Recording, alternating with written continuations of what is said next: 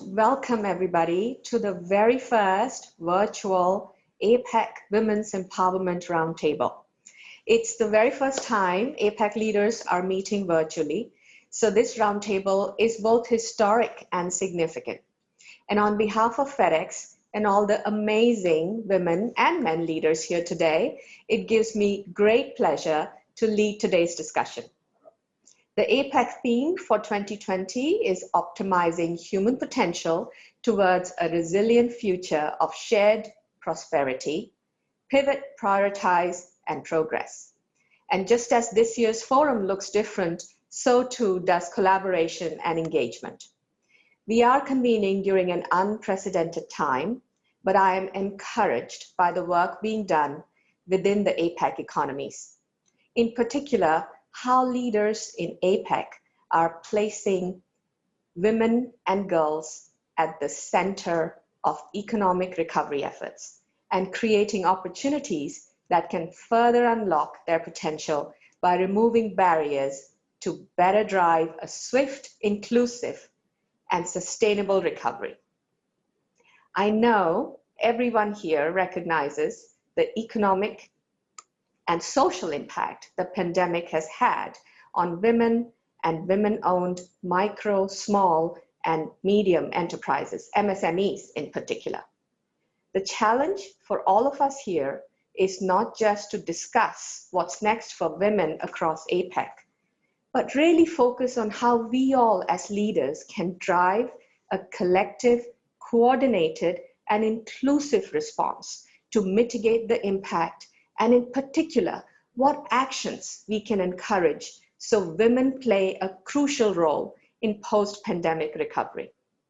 Truth is, innovation and entrepreneurship are happening right now as well. Within this global challenge, we are seeing incredible things.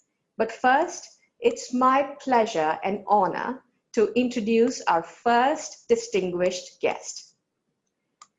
Kelly Curry is the United States Ambassador at Large for Global Women Issues.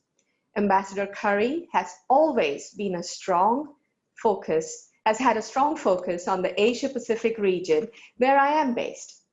She also serves simultaneously as the US representative at the United Nations Commission on the Status of Women. Throughout her career, she has specialized in human rights, political reform, development, and humanitarian issues. Ambassador, you've been a vocal champion of strategies that empower women, including advocating the importance of effective, creative, and innovative policy that spurs diversity of thought and inclusive, durable solutions. And how the status of women and girls is a bellwether for stability, and how much is at stake if women aren't able to participate meaningfully. I am particularly interested in hearing more about the Women's Development and Prosperity Initiative, whose pillars include women prospering in the workforce, women succeeding as entrepreneurs, and women enabled in the economy. Let me turn the floor over to you, Ambassador Curry.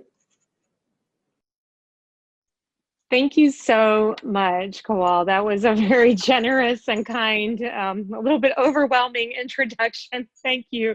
And I can't take too much credit for some of the great innovative things that we're doing right now, because I have such a wonderful team and really great colleagues across the interagency. And I work with amazing colleagues, whether it's our friends at the Development Finance Corporation, who are leveraging tremendous support from the private sector, to our friends in the Millennium Challenge Corporation, who are baking the precepts that you talked about into their compacts with countries around the world, or whether it's our great supporting friends at USAID and the innovative programming opportunities that they're finding and funding around the world. I have a really incredible interagency set of partners, as well as the team that I have in my own office that helps us implement these great programs, and the incredible political support from our leadership, from Secretary Pompeo, as well as from the White House, and the vision behind all of this out of the Office of Economic Initiatives and Advisor Trump, who really wanted to develop a set of policy and programming initiatives that would be durable, as you said, that would be innovative and would allow us to have that durable impact. And it was, we didn't develop the Women's Global Development and Prosperity Initiative with COVID in mind, obviously, when it was created in 2019 and launched, but it has proven to be a really remarkable set of programming and policy parameters for us to use, and great tools and platforms for us to use as we've tried to respond to the economic crisis that has coincided and been created by the pandemic, and the need and how women have been so disproportionately impacted by the pandemic. It's our emphasis on entrepreneurship, the emphasis on bringing women into the formal economy from the informal economy, the emphasis on that enabling environment, on making sure that we're removing legal and regulatory barriers to women's participation, has been incredibly timely, and has really been a great set of tools for us to respond to the pandemic. And so I think that we, when we first started to realize the consequences of what had happened back in March, we had a meeting with the White House where we talked about what do we need to do with WGDP in particular? Do we need to change, shift up our emphasis? Do we need to change what we're doing? And we really took a hard look at it and said, is this the appropriate response? And it turned out that it has been a really good response for us, because, and I think that this is really critical. The thing that really underlines WGDP, the animating principle behind it, is that women are drivers of economic growth, and that women are that you need to engage that half of your population if you want to have a successful country, if you want to have a successful economy. You can't leave women behind, and you can't put up barriers to their full and meaningful participation in the economy. And because that's what WGDP is all about, because that has become abundantly clear in the wake of the pandemic and the economic challenges that it has caused, it's really helped us to drive home the need for countries to make the necessary changes. And what's also, I think, been really effective in the way that we've framed this is most of the changes that we're asking countries to make don't cost them anything. We're talking about asking governments to remove legal barriers that keep women on the sidelines, such as their ability to travel freely, or their ability to access institutions, have equal access to credit, ability to work in the same jobs and sectors and under the same conditions as men, and their ability to inherit and own property and manage property on an equal basis as men.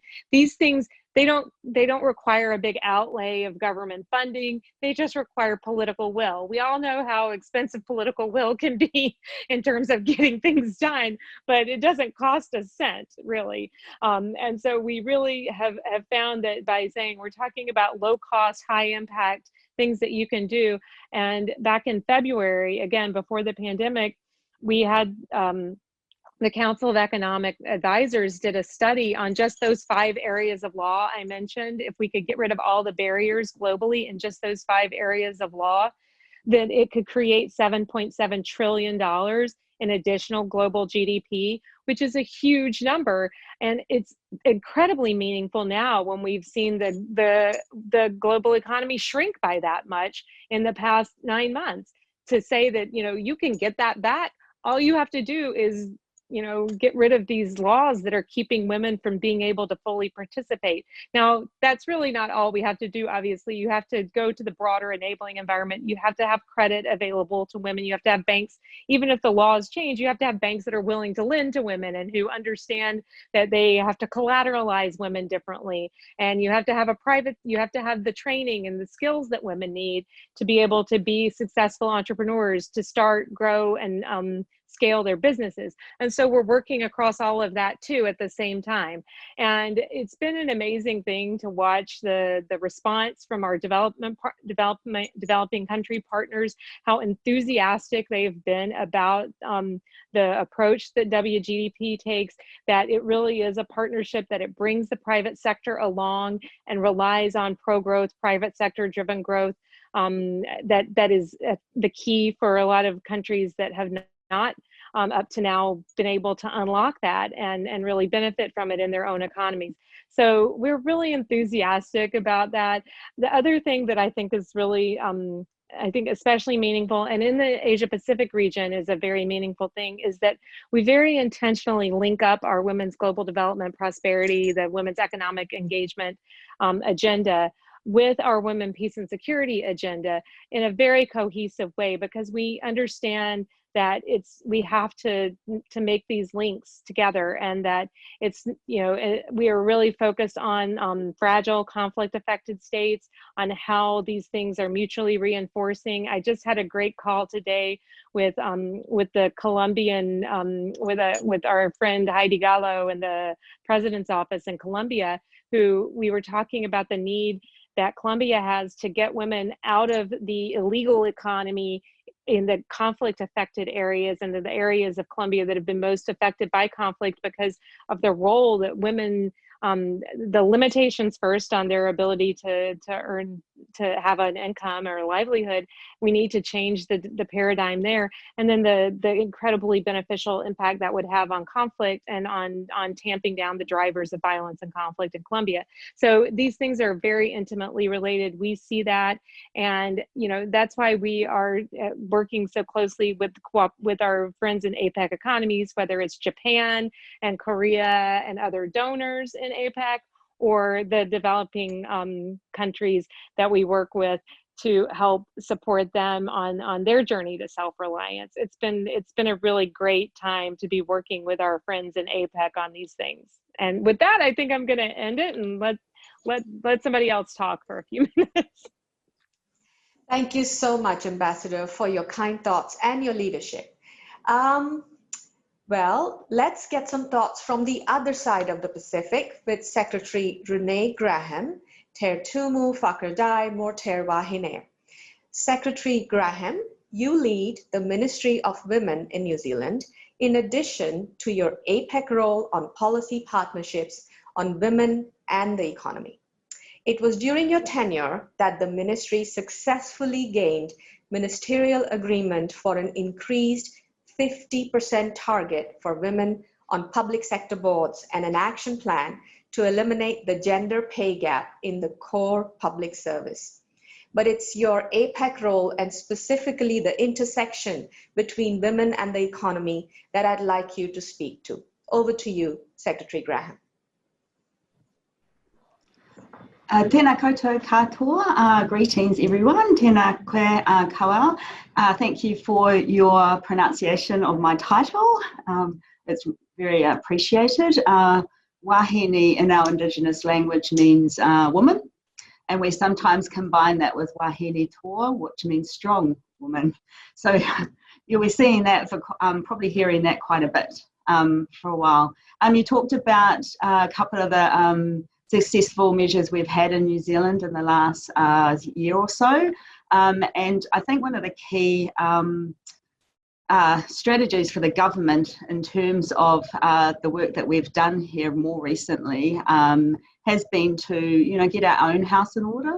So how can the, government ask private sector to do stuff if we haven't really done it in our own house? So that meant really successful approaches in women on boards and the lowest gender pay gap in the state sector ever. And also we have over 50% of our chief executives in the public service are women.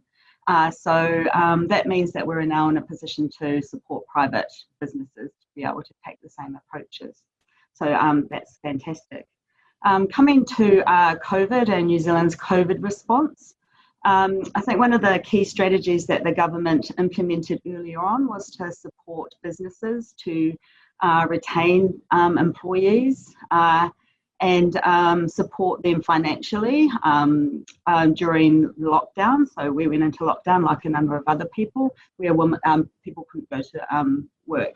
And that particularly affected women in the tourism sector, for instance, and other countries and economies will know this is the same impact around the world.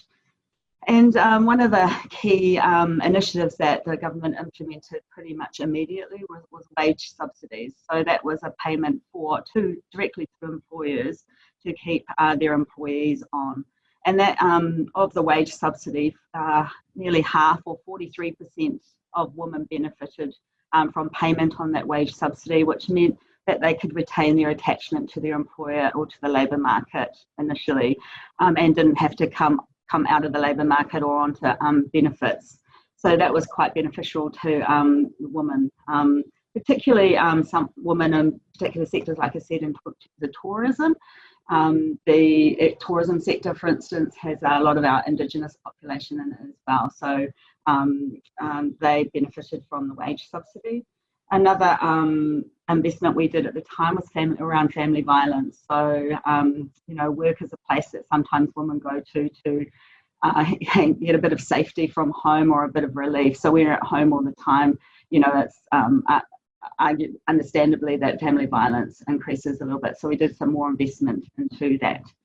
Particularly worrying about kids not being in schools, because schools were the area where teachers, keep an eye out for young kids. And so if they're not going in school, you're not getting notified to our child protection. So a little bit of a worry about children not going to school and being at home. So it's quite a social sector focus for women, particularly in New Zealand.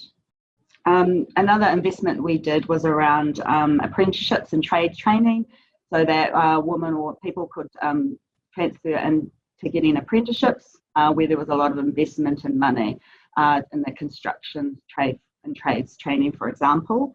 And we know that the number of women in apprenticeships doubled between July and October this year. So that's having an effect as well. So that was the initial investment that we did, the government did around COVID. And all the efforts for the first quarter or so, there wasn't a lot of change in the unemployment rates in New Zealand. They were kind of static at a macro level, but in a micro level, there kind of started to be little indications in some sectors and in some regions that women were suffering.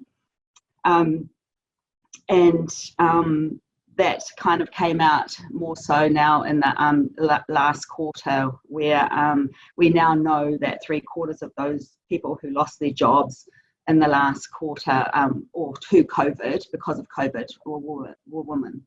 So our first part was a generic approach. And what I hope now is that we could start working on some really targeted initiatives. So exactly where in the sector, in the labour market, are women really suffering, what sector, what tourism, where it is, and to try and actually develop some initiatives that target specifically for women. So be really interested and appreciative if I can hear any other initiatives or ideas about where and how that would happen. So looking forward to the discussion. Thank you. Thank you, Secretary Graham. Well, we've heard a little about the US perspective and the innovation coming out of New Zealand. I'd now like Sandra Oudkirk, Senior Official for APEC and Deputy Assistant Secretary for Australia, New Zealand, and the Pacific Islands of the US State Department, to say a few words. Sandra, it's great to see you again virtually, and now let me turn it over to you.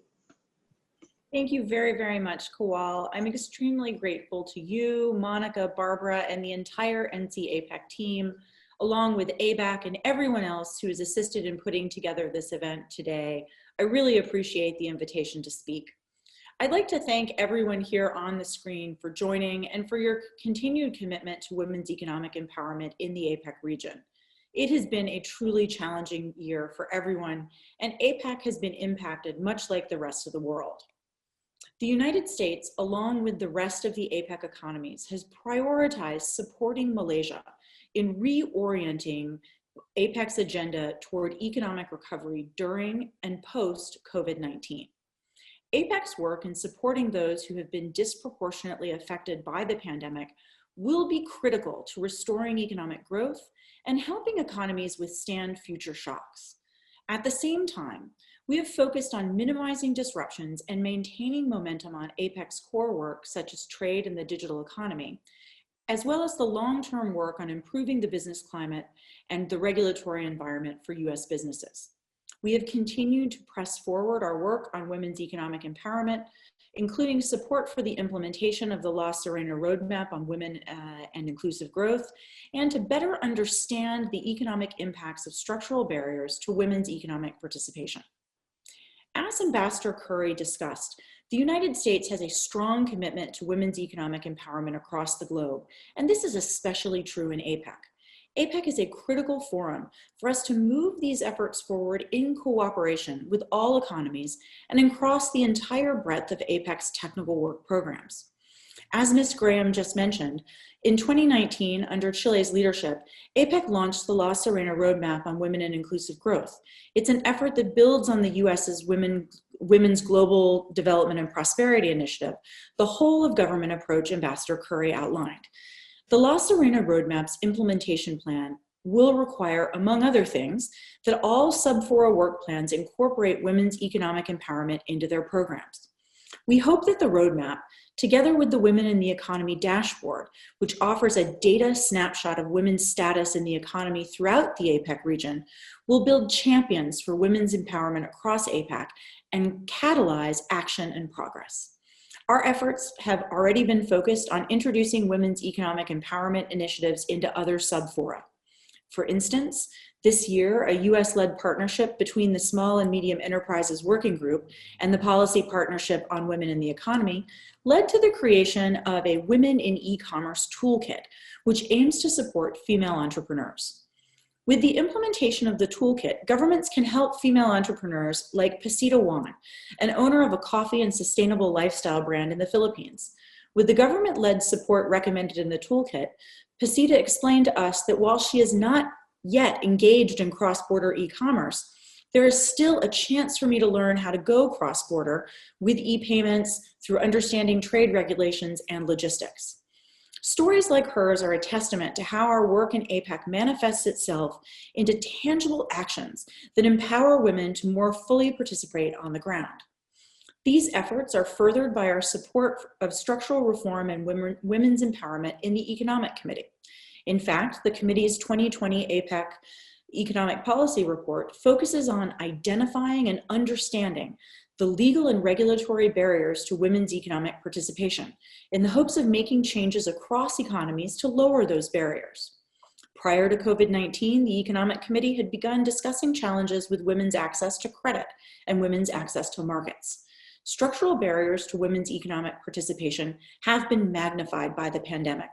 As, for example, women often bear the lion's share of monitoring children forced to learn in a digital environment, often while also working full-time jobs themselves. Additionally, women have experienced disproportionate job losses due to their representation in the informal economy and MSMEs. These impacts draw us back to the 2019 US-sponsored report on APEC Women at Work, which calls for technical assistance to strengthen childcare policies across the region, as well as greater integration with ABAC and other private sector entities to implement new policies and continuing empowering women in all sectors. The 2020 APEC Women in the Economy Forum statement further commits to placing women and girls at the center of economic recovery efforts and to removing barriers to drive towards a swift, inclusive, and sustainable recovery. As private sector representatives who work extensively in the APEC region, you have the ability to set an example on how we remove structural barriers to women's economic participation, and more specifically, to set an example by placing women in key leadership positions. In addition to having women represented in your organization's leadership structure, there's a need for you to leverage your investments and your hiring power in the region to push economies and their governments to remove structural barriers and to advocate for women in leadership roles. Further to the US government efforts I just mentioned, we continue to use our engagement in APEC to increase the representation of women and girls in science and technology, and to utilize the US established Women in the Economy Subfund to further efforts across all fora and economies.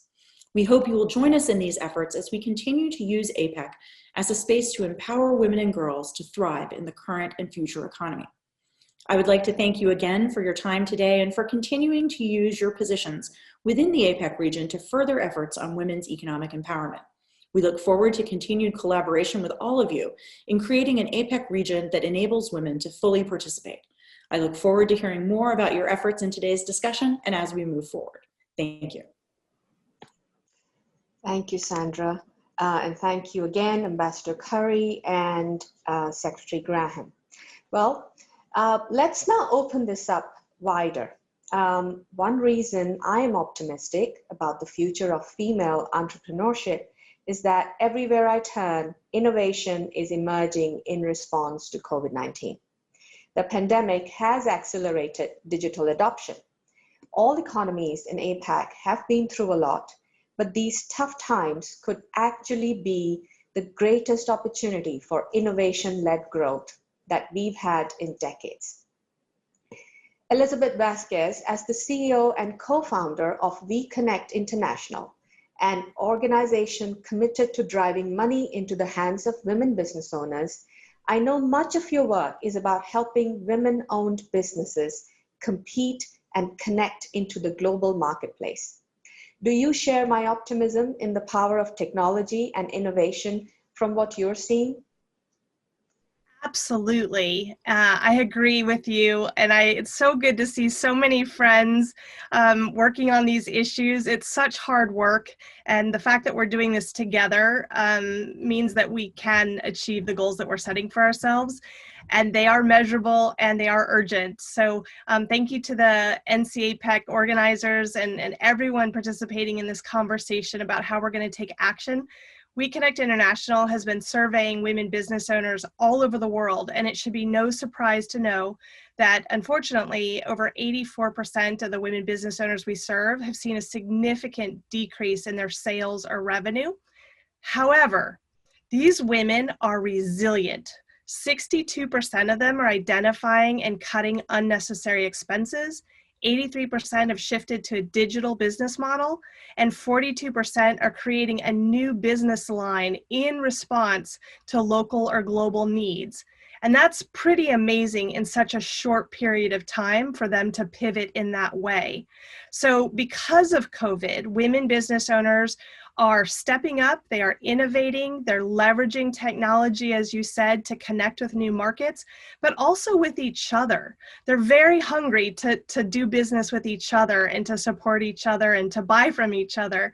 So in fact, We Connect International, we just launched our new We Community, which is a multilingual online platform to connect very large buyers. I see Sarah's here with Walmart and women suppliers who are based in over 125 countries. This digital We Community platform was actually launched with WGDP support in partnership with USAID, but also the private sector. So SAP Ariba, Accenture, ExxonMobil, IBM, Procter & Gamble, they all came together and said, we want to buy more from women-owned businesses. We are going to leverage our purchasing power, and we are going to make sure that women have an equal opportunity to compete for our business. And as all of you know, small businesses, they are the engine of economic growth and job creation. So it's absolutely critical for all businesses to have equal access to opportunity. And we're particularly committed to working with all of you to get as much money into the hands of women as fast as possible because of the inclusive way and sustainable way that women run their businesses and spend their money on their employees, their families, and their communities. And this is exactly what we're all going to need to not just survive, but to thrive during and after this global pandemic. So thank you, and I'm really looking forward to the rest of the conversation. Thank you, Elizabeth. And again, building on what you've said and what Sandra said earlier about empowering women, and maybe I want to pass it to Penny Burt from an Asia Link viewpoint. What are your thoughts on how do we train women to actually play in this new digital economy? Well, thank you very much. That's a great question. And as I look around the participants here, we have very deep digital expertise. So I'm sure that there will be others who would actually like to offer a view on this, including Andrea from Microsoft.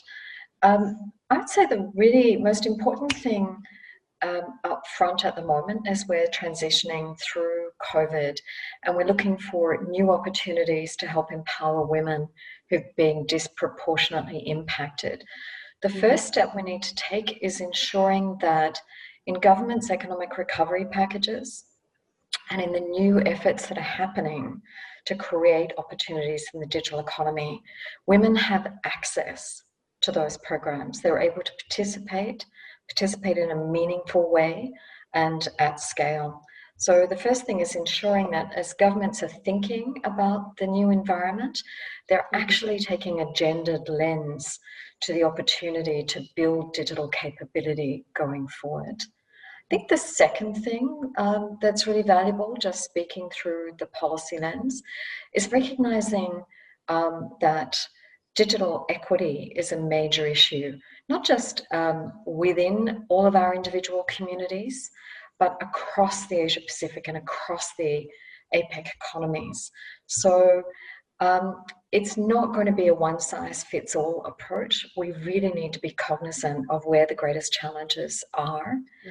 The third thing I think that would be useful, and then I'm going to hand to those who are digital experts, is ensuring that where there is best practice happening, and Janet De Silva has just pointed out some remarkable initiatives that they've been taking in Toronto, that we're actually sharing across countries, across agencies, across organizations, all the fantastic things that are happening currently.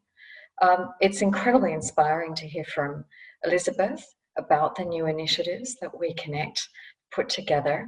So forums like this, where we can actually hear about best practice and be inspired by new initiatives, I mean, we can take this away to our individual economies, to our workplaces, and really take the wisdom of the crowd in better navigating that opportunity, Kawal. I'll finish there. Thank you. Thank you, Penny. Maybe I want to go to Andrea here. So Andrea, from a Microsoft perspective, give us your thoughts, please, on how can economic recovery be inclusive to empower women to both gain and contribute to rebuilding as we come out of the pandemic? Well, firstly, thank you, Monica, Kawal and team, for the invitation to join this distinguished forum. I'm excited to be part of this important discussion today.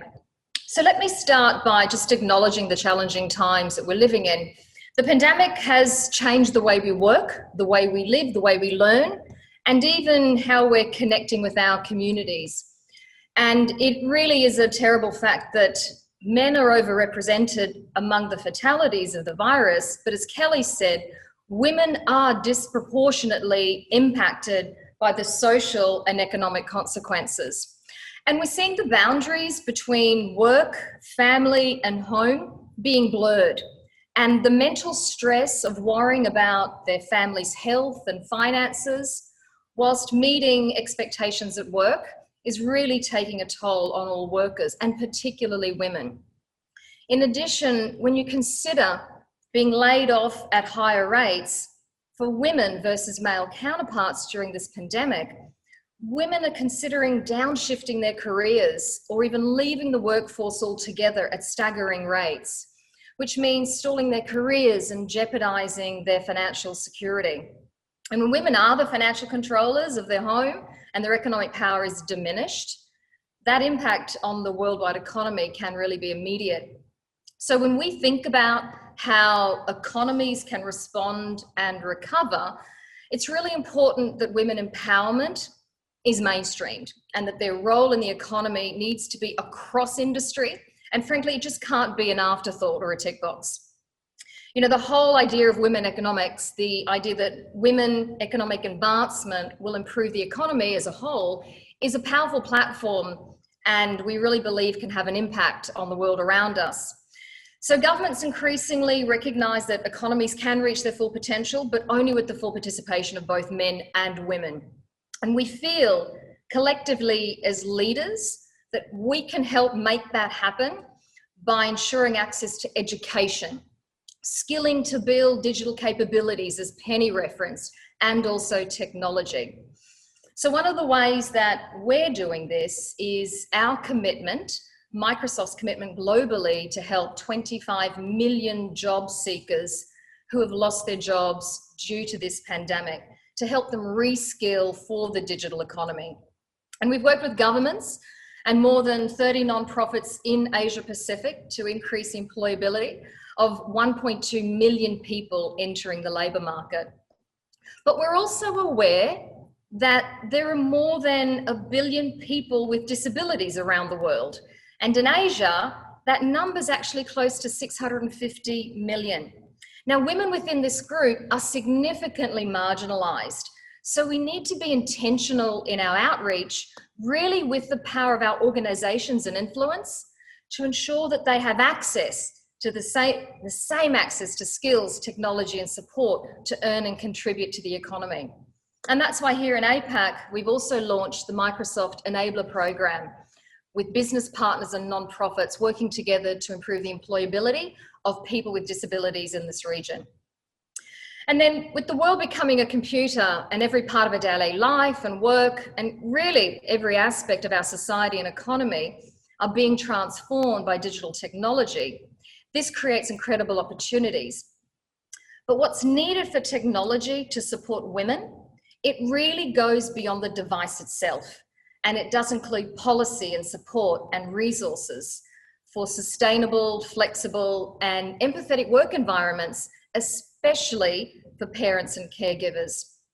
So our mission is deeply inclusive to empower every person and every organisation on the planet to achieve more. But we expect that each of us, no matter what our level, our role, or our function is, to play an active role in creating environments where people of diverse range of backgrounds are excited to bring all of who they are and to be able to do their best work, and empowering women. So I'd like to end by just anchoring back to a point Kelly made earlier. By removing the legal barriers for women, that we can unlock 7.7 trillion in global GDP. So now more than ever, we need to come together to make this happen. Thank you, Andrea. You know, you brought up really some interesting points. Let's unpack one of them further. So let me turn to Kathleen Quirk. Kathleen, Freeport McMoran has invests in several APEC economies. What do you think are the most important opportunities APEC economies can provide for women? You're on mute, Kathleen. Thank you. We do operate in many APEC economies. We're in South America and the US and also in Asia.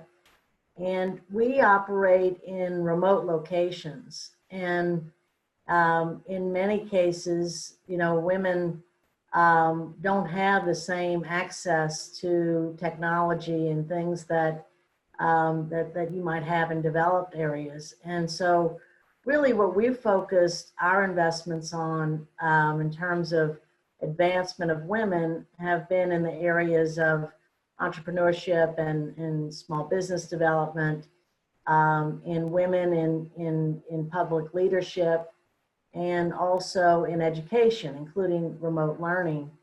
And we've had some programs in place that for many years that really weren't designed for COVID, but now they thrive in COVID. And one of them is called a Dream Builder. And it is an online skills development, free skills development course for women entrepreneurs and small business owners to learn about marketing and accounting and all aspects of running a business. And so those tools could be, just developed during COVID to keep people busy and contributing to the economies.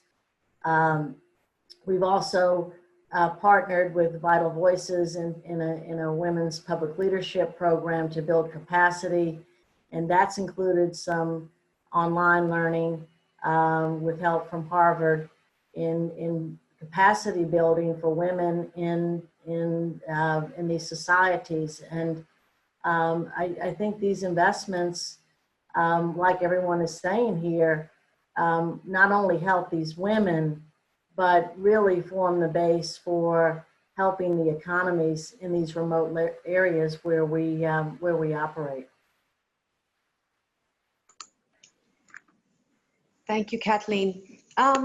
We heard an earlier point about the disproportionate impact that this pandemic is having on women, and also how it can be very difficult to work from home and balance childcare, family, parental care, and other demands at home. Ms. C-San-Ko, how does ExxonMobil support the connectivity of working mothers who are juggling business and personal challenges, particularly given the increased demands being placed on women during this period? Hey, thank you for this question. And before I answer, I just want to say that really it's been such inspiration to hear from all of you. And I think really collectively we can do a lot together. So in answering your question, I would say that this pandemic has really impacted me a lot personally. So let me share a little bit. I was relocated from the US to China end of last year. And then, I left my home country, Singapore, for the last 12 years, being relocated in different parts of the world. And, it's the first time that we decided as a family that we will fly back to Singapore to celebrate Chinese New Year after 12 years being away. So my husband and daughter flew in from US and I flew in from China. Now, during that time, unfortunately, our son, who was attending college in Cleveland, US, and it's a call that I hope no parents have to receive. He was badly injured. And when we received the call, he was in the ICU, not very conscious, and we have to speak to the doctor, and doctors say that, hey, you got to prepare for the worst, that his leg may have to be amputated. And, it's like, wow. And we were like 24 hours away. We don't really have family in the US, in Cleveland, to support him. And because I was just in China not so long ago, I was not able to fly back to the US. And but subsequently, I was able to fly to Cleveland to be with him. And I would just say that ExxonMobil, I'm very thankful for the program. I think technology is key and program is key as well. So our workplace flexibility program really has allowed me to care for him when he needs me the most, while at the same time, I was able to work in the US, working in the China business for the last 6 months. I just successfully came back to China just end of August. So I'm really very thankful for our program, Workplace Flexibility. I think, one of you mentioned that the program is key, right? So I encourage all companies to have such program to support, parents, mothers, in order for us to strive. So I'm very thankful, not just for the program, but for my management and colleagues whether in US, in Singapore, in China, in supporting me. Now, the other program that we have, I have Power Play kind of in here, is that, we want to connect all the women and men as well to come in and talk about our issues, and then share about our best practices. And that's why we have this Power Play, LNG Power Play, that we have webinars, we have networking sessions, and then we have a work program to encourage each other. So I'll just end by saying that, hey, when the going gets tough, the tough gets going. So let's continue to encourage each other and to stay strong, and we can make a positive impact together. Absolutely.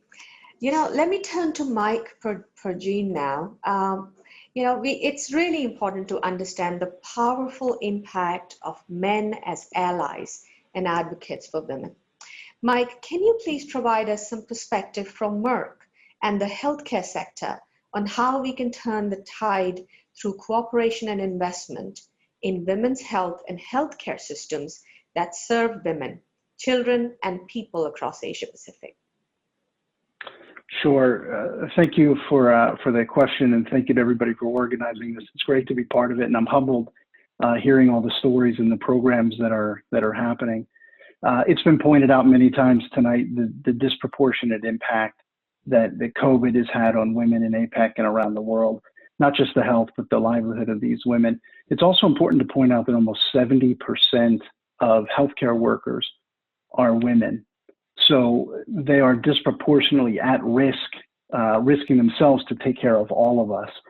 So from a company perspective and an industry sector perspective, besides the aggressive pursuit of developing and producing and distributing effective and safe treatments and cures for COVID, there are other things that we can be doing beyond that and beyond the pandemic, and we should look beyond that pandemic as well to take care of the women as they take care of themselves, their families, their communities, and again, all of us.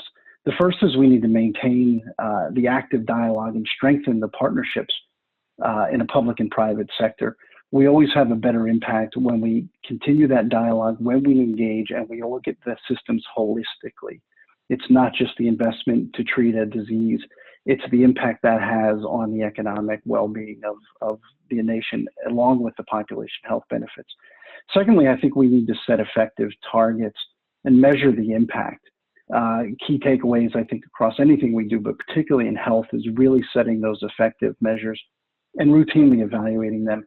I'd love to hear from people in the coming weeks around their thoughts on setting targets around access to healthcare across APEC economies, public and private reimbursement levels, uptake around preventive medicines like vaccination, to services like screenings, to access to family planning and reproductive health like contraceptives, and for medicines and screening and services to manage the increasingly and seemingly continual rise of non-communicable diseases and chronic care conditions.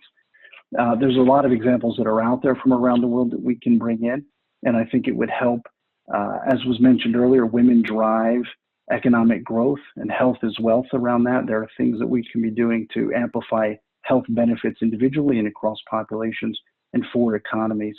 And third, I think it's really around strengthening local partnerships. I think APEC as an organization is uniquely qualified and uniquely positioned to bring together public and private partnerships across governments, across economies, across organizations, across small, micro, medium, and sized enterprises, and importantly, across sectors.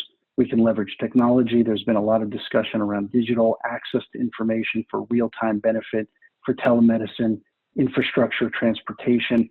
All of these things can come together with products and services to benefit the health of individual women, their communities, and the broader economy.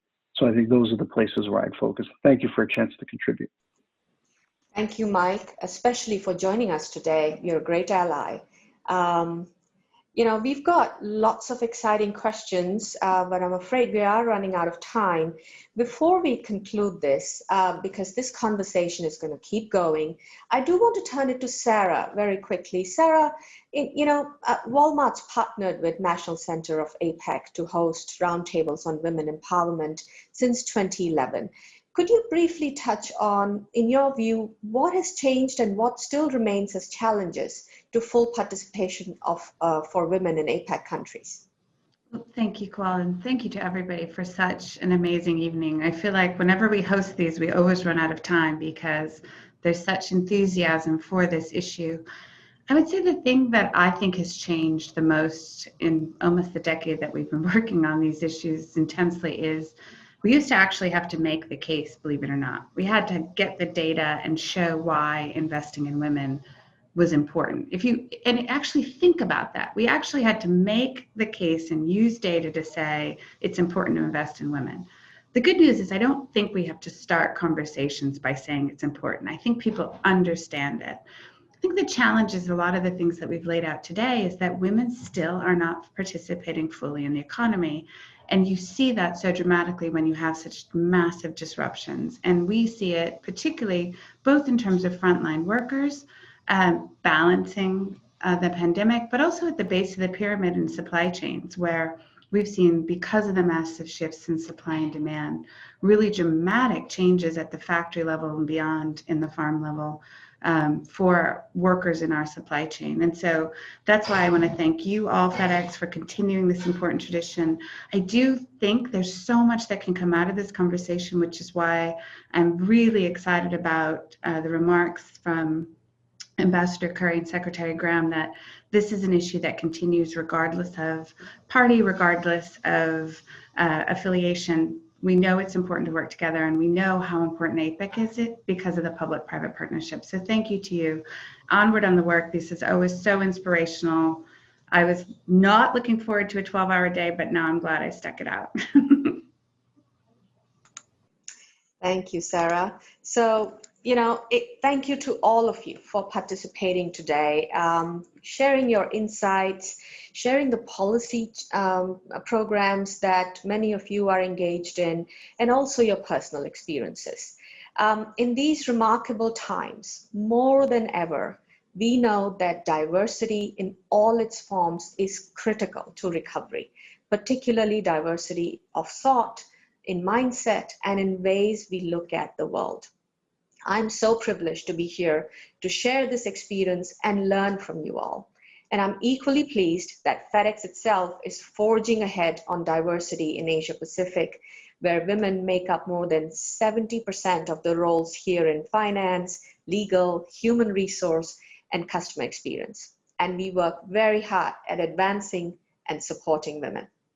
And in supporting and empowering women entrepreneurs worldwide, we at FedEx have always had a strong connection with APEC because what we do is all about connectivity and collaboration. It's all about multiplying possibilities, including for women.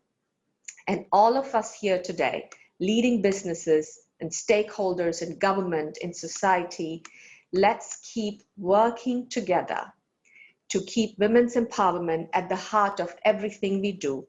And if I were to sum this up, let's come together to create an enabling, inclusive, and durable environment to drive meaningful impact and change. Thank you, everybody, for your participation today. And with that, over to you, Monica.